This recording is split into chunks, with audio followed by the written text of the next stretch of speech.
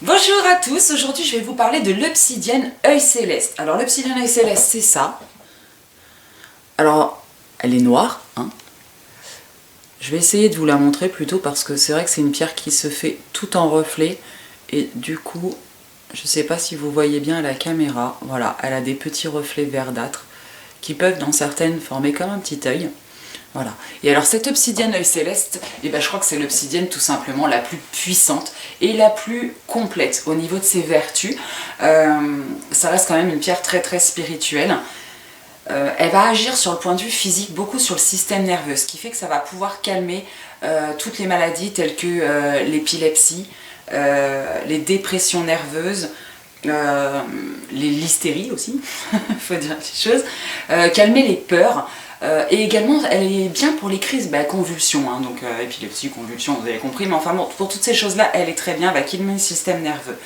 Elle est reconnue pour avoir des vertus sur les dépressions.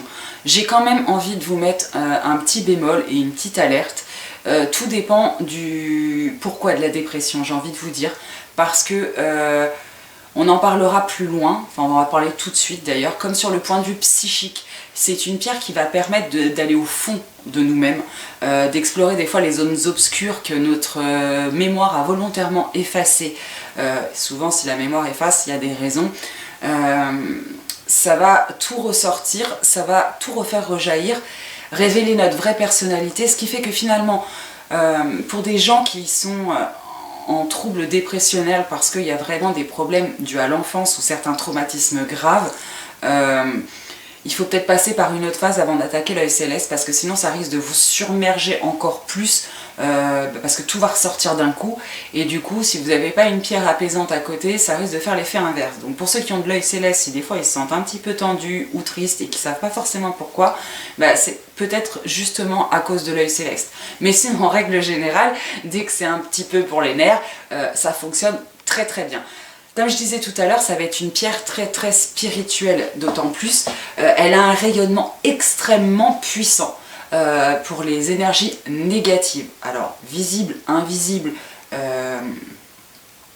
voire les pires, hein. C'est de la pierre de protection par excellence. À côté de ça, elle va permettre aussi à l'aura de se déployer.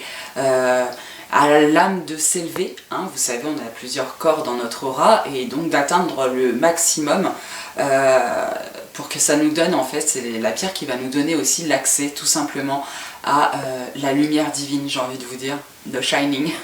Donc voilà, je crois que j'ai fait à peu près le tour, ça reste une obsidienne.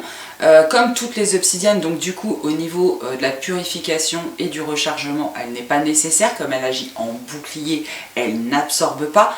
Mais je conseille quand même, quand vous l'utilisez à des fins vraiment négatives, de quand même passer un petit coup d'encens, de sauge, ça fait toujours du bien à la pierre. Voilà, écoutez, je vous fais des gros bisous, je vous dis à très très bientôt.